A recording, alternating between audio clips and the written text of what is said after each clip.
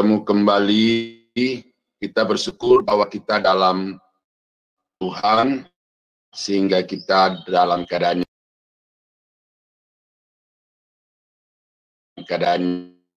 yang sehat sampai hari ini. Kita akan kembali merenungkan firman sampai 27. Tapi mari sebelumnya kita tunduk kepala, kita berdoa. Bapa di surga, terima kasih karena pada pagi ini Tuhan kembali memberi kesempatan untuk kami bersama-sama merenungkan kebenaran firman-Mu. Dan kami berdoa Bapa supaya firman-Mu yang akan kami renungkan bersama-sama pagi hari ini dapat memberikan kepada kami pencerahan, dapat memberikan kepada kami kekuatan iman, dan juga boleh membuat kami semakin dalam mengenal Engkau, Allah yang kami sembah, khususnya Roh Kudus yang akan kami bahas melalui bagian Alkitab ini. Dari awal sampai akhir pemberitaan firman-Mu, ya Tuhan, kiranya Roh Kudus dapat menguasai hati, pikiran, pendengaran kami, supaya firman-Mu dapat menjadi berkat bagi kami. Kami berdoa, kami sambut di dalam nama Yesus. Haleluya. Amin. Bapak Ibu yang terkasih di dalam Tuhan, kita sampai kepada sesi ketiga dari renungan kita yang berdasar kepada Roma pasal 8 ayat 1 sampai 27. Dan khusus untuk pagi ini saya akan bacakan dari ayat yang ke-15 sampai ayat yang ke-18 lalu lompat ke 26-27. Ya, demikian firman Tuhan. Sebab kamu tidak menerima roh perbudakan yang membuat kamu menjadi takut lagi, tetapi kamu telah menerima roh yang menjadikan kamu anak Allah. Oleh roh itu kita berseru, ya Aba, ya Bapa. Roh itu bersaksi bersama-sama dengan roh kita bahwa kita adalah anak-anak Allah. Dan jika kita adalah anak, maka kita juga adalah ahli waris.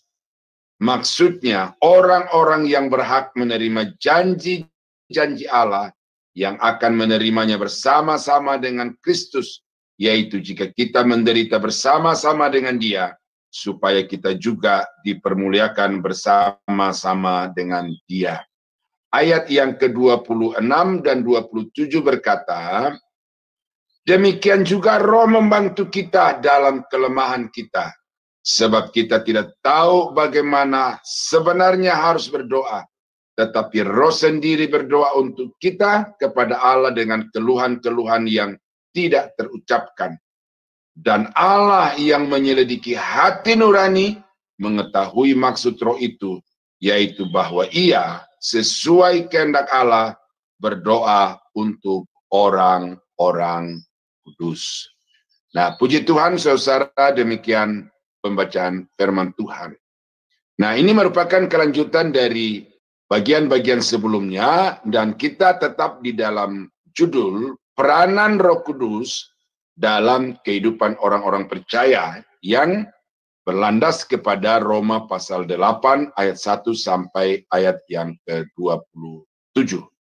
Nah, kita sudah membahas beberapa poin sebelumnya, dan sekarang kita sampai kepada poin yang ke-9, bahwa Roh Kudus itu berkarya di dalam kehidupan orang-orang yang percaya, sehingga orang itu dapat menjadi anak Allah.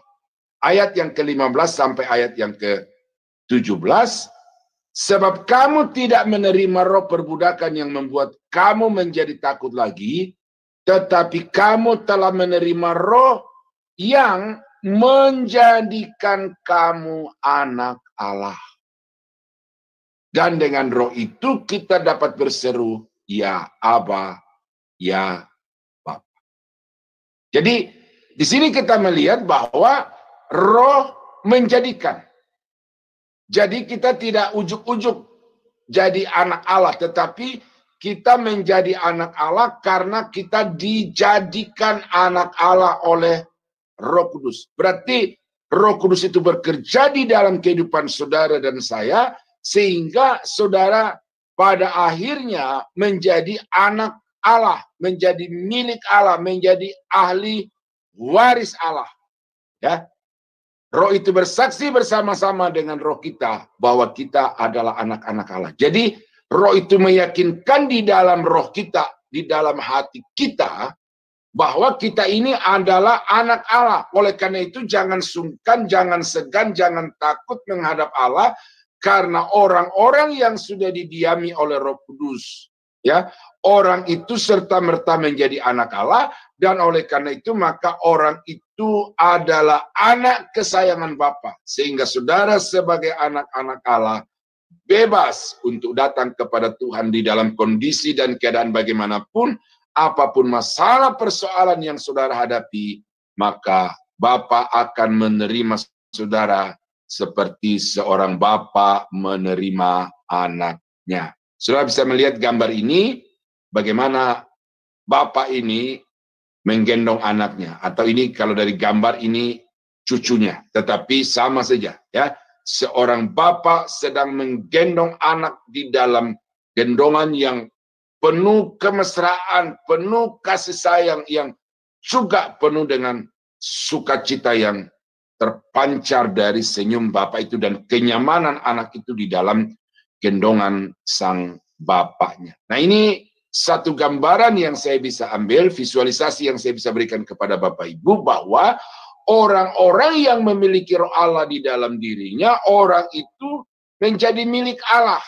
Berarti tanpa roh Allah, saudara tidak mungkin menjadi anak Allah, tidak mungkin menjadi milik Allah. Karena itulah maka Roh Kudus harus tinggal di dalam hidup saudara. Dan karena itu maka saya kaitkan dengan doktrin Roh Kudus. Tidak ada jarak waktu, rentang waktu antara orang menerima Yesus secara pribadi dengan didiami atau dipenuhi Roh Kudus. Itu terjadi pada saat yang bersamaan. Mengapa saya sampaikan ini? Karena ada gereja-gereja yang mengajarkan bahwa kalau orang itu bertobat, belum tentu dipenuhi Roh Kudus atau belum dipenuhi Roh Kudus. Dia harus dibaptis dulu, baptis selam, baru sesudah itu dipenuhi oleh Roh Kudus. Memang ada beberapa ayat di dalam Alkitab yang dia jadikan sebagai landasan. Ya, Kisah Rasul pasal 238, Kisah Rasul pasal 19. Tetapi itu adalah penafsiran yang tidak pas. Nah, yang benar adalah ketika saudara sudah menerima Yesus sebagai Tuhan dan Juru Selamat, saat itu Roh Kudus tinggal di dalam hati saudara, saat itu juga saudara sah menjadi anak Allah. Jadi tidak ada jeda waktu, tidak ada rentang waktu. Saat orang menerima Yesus, saat orang menerima Roh Kudus. Itu terjadi bersamaan karena tidak ada orang yang sudah menerima Yesus tetapi belum menjadi anak Allah. Saat orang menerima Yesus, saat itu dia menjadi anak Allah. Dan itu berarti saat itu juga dia dipenuhi Roh Kudus, karena Roh Kudus itulah yang menjadi meterai, yang menjadi tanda kepemilikan Allah atas kehidupan saudara dan saya. Dan ini membawa satu konsekuensi, ayat yang ke-17, dan jika kita adalah anak, maka kita juga adalah ahli waris. Ya, ahli waris, pewaris kerajaan Allah. Ya, itu kalau saudara baca di dalam Efesus pasal 1 dan ayat 15 dan seterusnya, itu ada begitu banyak kekayaan surgawi yang Tuhan sediakan bagi orang-orang yang menerima Dia sebagai Tuhan dan Juru Selamat. Dan kalau kita baca di sini bahwa orang-orang yang telah dijadikan oleh Roh Kudus sebagai anak-anak Allah, mereka itu berhak atas warisan kerajaan Allah yang disediakan Tuhan bagi orang-orang yang mau percaya kepadanya. Galatia pasal 4 ayat yang ke-6 sampai ayat yang ke-7. Dan karena kamu adalah anak, maka Allah telah menyuruh rohnya ke dalam hati kita yang berseru, ya Aba, ya Bapa. Jadi ketika kita terima Yesus, saat itu kita menjadi anak, dan saat itu rohnya itu diutus untuk tinggal di dalam kita. Jadi pada satu sisi, Bapa sendiri yang memberikan roh itu ke dalam hati orang-orang yang percaya kepadanya, tetapi pada sisi yang lain, Roh itu yang menggarap hati orang-orang yang tadinya berdosa, tadinya jahat, tadinya menentang Tuhan, lalu kemudian menjadi percaya kepada Yesus, menerima Yesus, dan saat itu oleh Roh Kudus orang itu menjadi milik Allah. Nah, ini secara implisit di sini saudara-saudara itu ada doktrin Trinitas. Ada Bapa yang merindukan orang-orang berdosa diselamatkan. Ada Yesus yang berkarya di atas kayu salib untuk menebus orang-orang berdosa dari segala dosa dan kejahatan, kemudian kembali menjadi milik Allah. Lalu ada Roh Kudus yang memeteraikan orang-orang itu sehingga orang itu tetap menjadi milik Allah untuk selama-lamanya. Jadi saudara sangat kaya Roma pasal 8 kalau kita kaji secara teologis dan khusus pada hari ini bahwa orang-orang yang menerima Roh Kudus itu serta-merta dia menjadi milik Allah. Itu yang ke-9. Yang ke-10, ya, apa yang dikerjakan Roh Kudus di dalam kehidupan orang-orang percaya, dia membantu kita di dalam doa. Ini mungkin saudara pikir ini aneh ini. Ya, tetapi saya mau kasih tahu kepada Bapak Ibu bahwa untuk berdoa kepada Allah itu tidak gampang. Ada orang yang sudah sekian puluh tahun menjadi Kristen, tetapi tidak berani berdoa. Bahkan untuk pimpin doa makan saja, dia tidak berani. Ya, itu sebabnya maka penting Roh Kudus itu membantu kita supaya kita bisa berdoa kepada Allah. Yang kedua, kesulitan di dalam berdoa itu adalah apa yang kita maksudkan di dalam hati itu belum tentu bisa kita ungkapkan dengan mulut, dengan kata-kata kita di hadapan Tuhan. Jadi keinginan hasrat yang ada dalam hati kita itu bagaikan lautan yang tidak bertepi, yang kita tidak tahu bagaimana mengutarakannya kepada Tuhan. Mana yang prioritas, mana yang bisa ditunda. Nah, jadi tidak gampang untuk berdoa kepada Tuhan. Yang ketiga kesulitan di dalam doa ini adalah bahwa kita sudah mengutarakannya dengan mulut, kita sudah mengutarakannya dengan kata-kata yang jelas. Tetapi apakah kemudian doa-doa kita itu berkenan kepada Tuhan? Nah, oleh sebab itulah maka Roh Kudus sangat berperan di dalam membantu orang-orang percaya berdoa kepada Tuhan. Ini ayatnya, ayat yang ke-26. Demikian juga Roh membantu kita di dalam kelemahan kita. Sebab kita tidak tahu bagaimana sebenarnya harus berdoa. Tetapi Roh sendiri berdoa untuk kita kepada Allah dengan keluhan-keluhan yang tidak terucapkan. Ya, saudara dan saya tidak mampu, tidak sanggup untuk mengucapkan kepada Allah segala keinginan yang ada di dalam hati, segala kebutuhan, segala hasrat di dalam hati. Tidak sanggup dengan kekuatan dan pikiran serta mulut sendiri untuk mengutarakannya kepada Tuhan. Tetapi Paulus berkata bahwa Roh itu membantu kita untuk berdoa dengan sebenar-benarnya kepada Tuhan. Satu contoh ya di dalam Alkitab. Hana, saya tahu Hana. Ini adalah istri yang sah dari Elkanah. Tetapi sekian tahun mereka menikah, tidak dikaruniai seorang anak pun. Lalu karena Elkanah ini sebagai seorang yang menginginkan keturunan, maka dia menikah lagi dengan Penina. Lalu dari Penina ini, dia mendapatkan anak-anak lelaki dan perempuan. Sehingga Hana sebagai istri yang sah itu semakin jatuh harga dirinya, derajatnya di mata madunya, yaitu Penina. Dia sudah perempuan ya di kalangan sosial masyarakat bangsa Yahudi, ini sudah manusia kelas 2. Ya. Kelas 2 perempuan di mata orang-orang Yahudi itu kelas 2 karena itu banyak hal yang tidak bisa dilakukan oleh perempuan dan itu hanya bisa dilakukan atau diizinkan bagi laki-laki. Yang kedua, perempuan ini mengalami sesuatu masalah yang besar karena dia mandul, tidak bisa memberikan keturunan kepada suaminya. Jadi semakin jatuh terpuruk Hana ini di mata suami, di mata Madu, dan juga di mata orang-orang Yahudi itu sendiri. Tetapi Alkitab mengatakan Hana tidak putus asa. Hana datang ke bait Allah. Di bait Allah itulah dia mengutarakan semua isi hatinya di hadapan Tuhan. Dia mencurahkan semua kedukaan, semua kesedihan, kepedihan yang dia alami di dalam hatinya di hadapan Tuhan. Sehingga Imam Eli yang mengamat-amati, dia menganggap ini perempuan sedang mabuk. Karena mulutnya kumat kamit, tetapi tidak ada kata-kata yang terucap.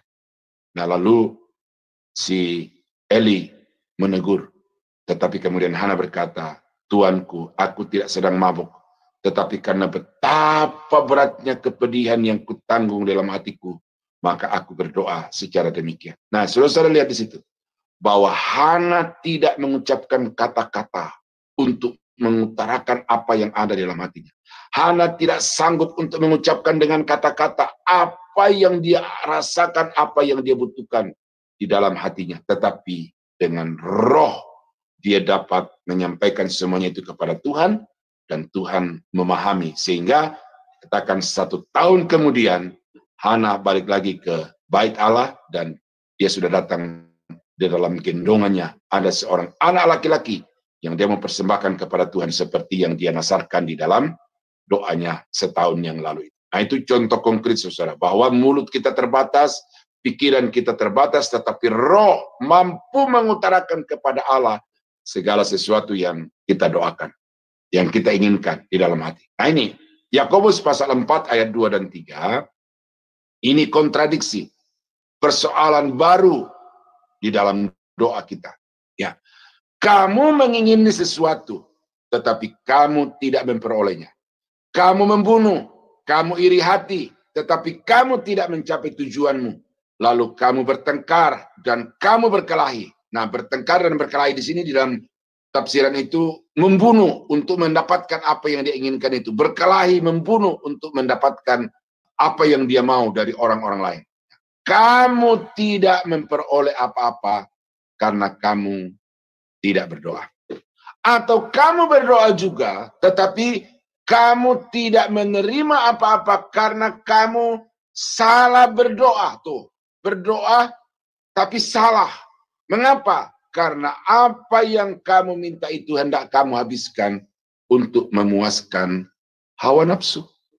Nah, jadi saudara-saudara sekalian, ini betapa pentingnya orang-orang Kristen itu didominasi oleh Roh Kudus. Karena di dalam berdoa saja, seringkali kita tidak tahu bagaimana kita harus berdoa dan apa yang harus kita minta kepada Tuhan. Nah, disitulah dikatakan oleh Paulus bahwa roh itu membantu kita di dalam berkata-kata kepada Tuhan untuk mengutarakan segala sesuatu yang menjadi niatan hati kita kepada Tuhan secara benar, secara berurutan, secara lengkap. Dan itu berkat Tuhan yang luar biasa bagi saudara dan saya, sehingga walaupun saudara tidak bisa berkata-kata, tetapi roh Tuhan bisa membantu saudara untuk mengutarakan apa yang saudara inginkan di dalam hati kepada Tuhan. Nah, itulah yang ke-10 ya, atau yang kedua pada pagi hari ini. Apa yang dikerjakan Roh Kudus di dalam kehidupan orang-orang percaya, yaitu Roh Kudus membantu orang itu di dalam mengutarakan semua niat hatinya kepada Tuhan. Dan yang ke-11, pekerjaan Roh Kudus dalam kehidupan orang percaya menurut Roma pasal 8 ayat 1 sampai 27 adalah roh itu menyelaraskan keinginan kita dengan kehendak Tuhan. Nah, ini lihat tadi ya di dalam Yakobus, bagaimana Rasul Yakobus memperlihatkan bahwa di dalam doa-doa kita itu ada masalah, ada persoalan karena doa kita dengan Tuhan tidak klik. Tidak nyambung. Ada gap, terputus. Mengapa? Karena keinginan kita bertentangan dengan keinginan Tuhan. Harapan kita bertentangan dengan rancangan Tuhan. Apa yang kita minta tidak sesuai dengan kehendak Tuhan. Maka di sini Roh Kudus itu bukan saja mengutarakan kepada Tuhan apa yang menjadi niat atau hasrat keinginan di dalam hati kita.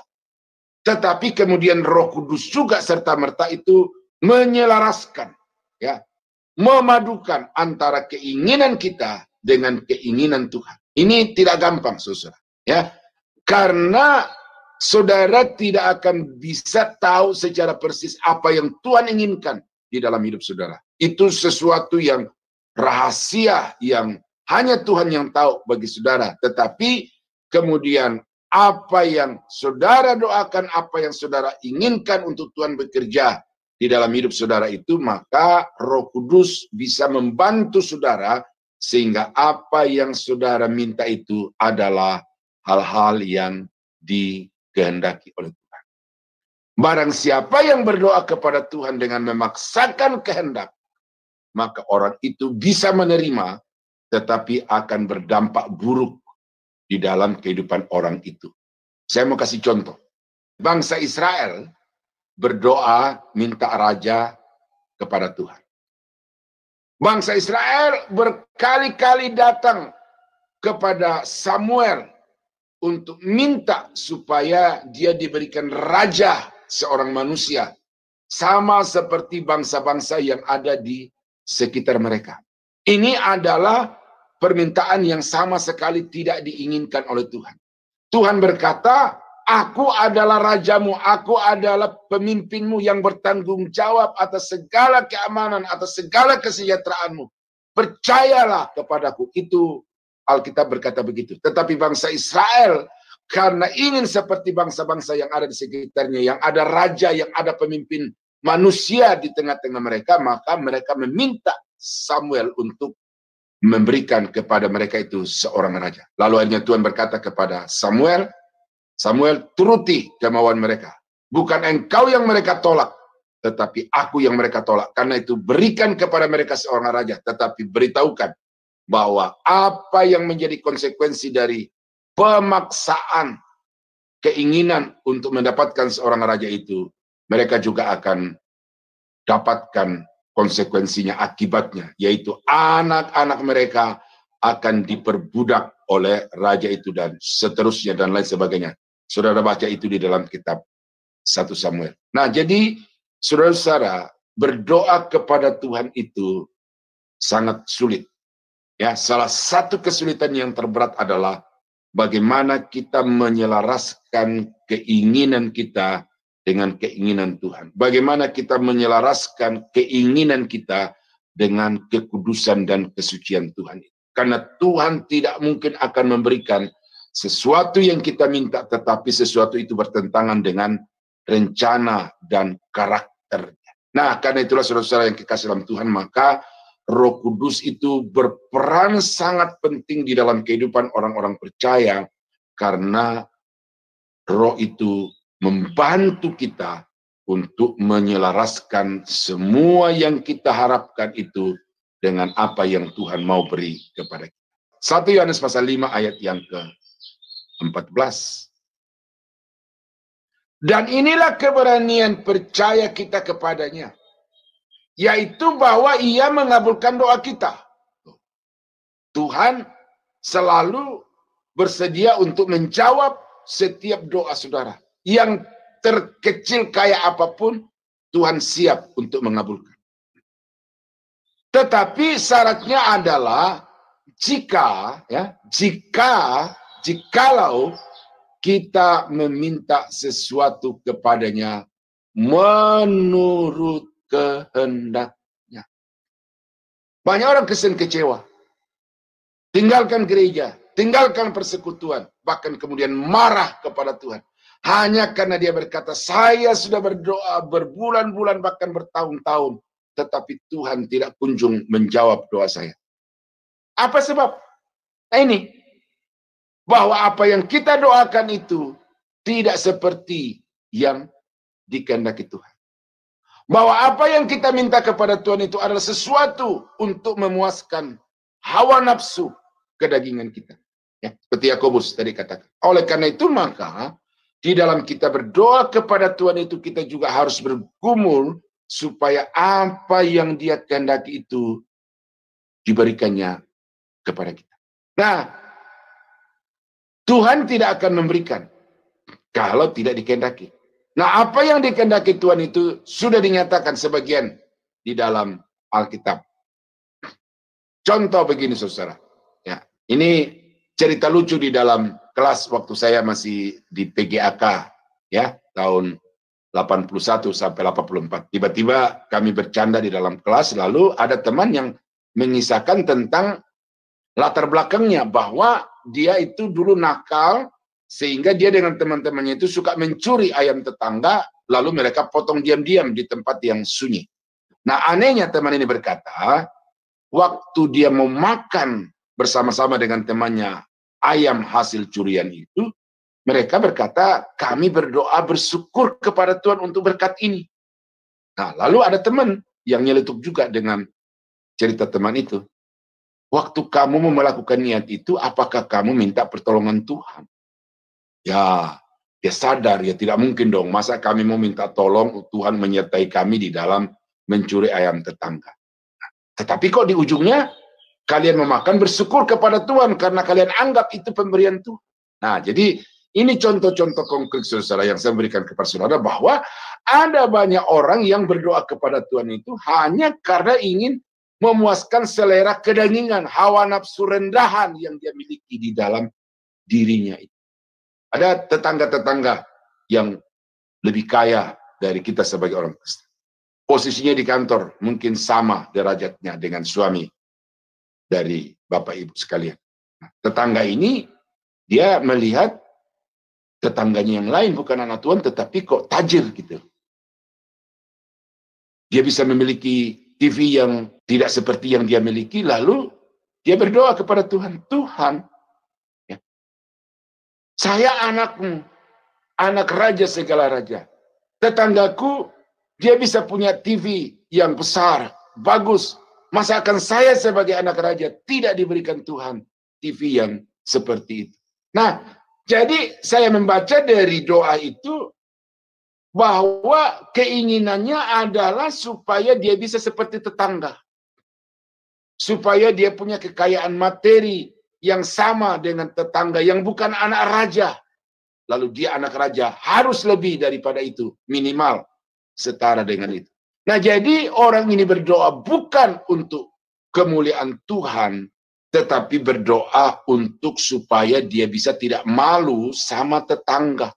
Nah, ini doa-doa yang terkendali oleh hawa nafsu. Nah, oleh sebab itu saudara, maka perlu kita sebagai orang Kristen berdoa secara benar. Dan untuk berdoa secara benar itu, saudara harus di dalam bimbingan daripada Roh Kudus. Nah, itulah sebabnya Roh Kudus diberikan kepada setiap orang-orang percaya supaya Roh Kudus itu membuat orang-orang itu efektif di dalam berdoa karena dia berdoa sesuai dengan keinginan Tuhan. Nah, jadi saya mau sampaikan sekali lagi di poin ini kepada Bapak Ibu bahwa berdoa dengan bahasa roh itu bukan perintah Tuhan. Alkitab tidak pernah memerintahkan untuk sudah berdoa dengan bahasa roh. Ini kekeliruan penafsiran dari banyak pendeta-pendeta yang memaksa jemaat untuk berdoa dengan berbahasa roh. Tetapi roh diberikan, tujuannya salah satu dalam konteks doa adalah supaya kita berdoa dengan doa-doa yang betul-betul berkenan, yang sesuai dengan rencana Tuhan. Itu sebabnya bukan bahasa rohnya yang ditekankan, tetapi bagaimana supaya kita berdoa meminta sesuatu kepada Tuhan yang sesuai dengan kehendak Tuhan. Nah, ini ada kesepakatan ini. Jabat tangan di gambar ilustrasi ini. Memberikan kepada kita satu contoh tentang kesepakatan antara yang baju putih dengan yang baju hitam itu. Sepakat artinya setuju apa yang mereka akan kerjakan bersama-sama itu cocok antara satu dengan yang lain. Nah, demikian juga dengan doa kita. Kalau kita minta kepada Tuhan dan apa yang kita minta itu sesuai dengan kehendaknya, maka Tuhan berjanji Dia akan memberikan. Ya, inilah keberanian percaya kita kepadanya, yaitu bahwa Tuhan akan mengabulkan doa-doa kita. Itu sudah pasti itu. Jadi karena itu maka biarlah doa-doamu itu dikendalikan oleh Roh Kudus dan bukan oleh hawa nafsu. Ada 3 jawaban doa yang mesti saudara paham. Yang pertama itu yang paling disukai adalah ya. Ya. Oke, kau minta saya beri. Tetapi ada juga doa yang jawabannya tertunda. Karena itu tunggu.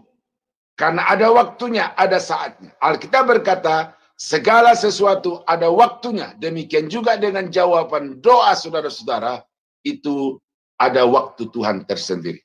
Ya, dan saya alami di dalam kehidupan saya bahwa Tuhan itu memberikan segala sesuatu tepat pada waktunya.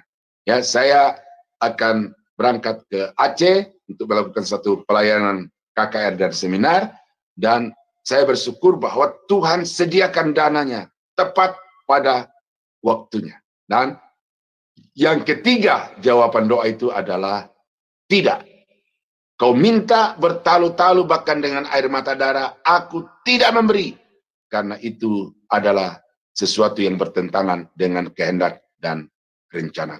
Nah, jadi karena itu saudara, maka selalulah bergantung kepada Roh Kudus. Bukan saja untuk memberikan penerangan tentang kebenaran firman, tetapi juga supaya dia menerangi hati pikiran saudara untuk meminta kepada Tuhan apa yang dia kehendaki. Nah, jadi saudara-saudara kekasih dalam Tuhan, itulah rangkaian pemaparan dari Roma pasal 8 ayat 1 sampai 27 khusus di dalam topik Roh Kudus. Apa yang Roh Kudus kerjakan di dalam kehidupan orang-orang percaya. Dari Roma pasal 8 ayat 1 sampai 27 ini ada 11 poin. Dan saya berharap Bapak Ibu bisa memahami setiap poin ini dengan benar, sehingga ketika saudara berinteraksi dengan Tuhan, berinteraksi dengan sesama, saudara melakukan interaksi itu secara benar, secara kudus, secara suci, sehingga hasilnya ia adalah Tuhan akan memberikan kepada saudara hal-hal yang saudara harapkan di dalam hidup ini. Kiranya Tuhan memberkati. Mari kita tunduk kepala, kita berdoa. Terima kasih Bapa untuk pimpinanmu di dalam penguraian firman Tuhan dari awal sampai akhir. Kiranya apa yang kami pelajari pada hari ini, Tuhan terangi di dalam hati kami secara lebih detail lagi. Sehingga dengan demikian maka kami sungguh yakin oleh Roh Kudus itu, kami telah menjadi anak-anak Allah untuk selama-lamanya. Dan kami mohon Bapa, supaya Tuhan juga terus bekerja. Sehingga bahkan di dalam doa kami pun ya Tuhan, Roh-Mu kiranya menuntun. Sehingga apa yang kami minta itu sesuatu yang dikehendaki Tuhan yang akan menjadi realita di dalam kehidupan kami. Terima kasih Bapa, hamba berdoa berterima kasih di dalam nama Yesus. Haleluya. Amin. Terima kasih Bapak Ibu saudara-saudara yang terkasih dalam Tuhan. Tuhan memberkati.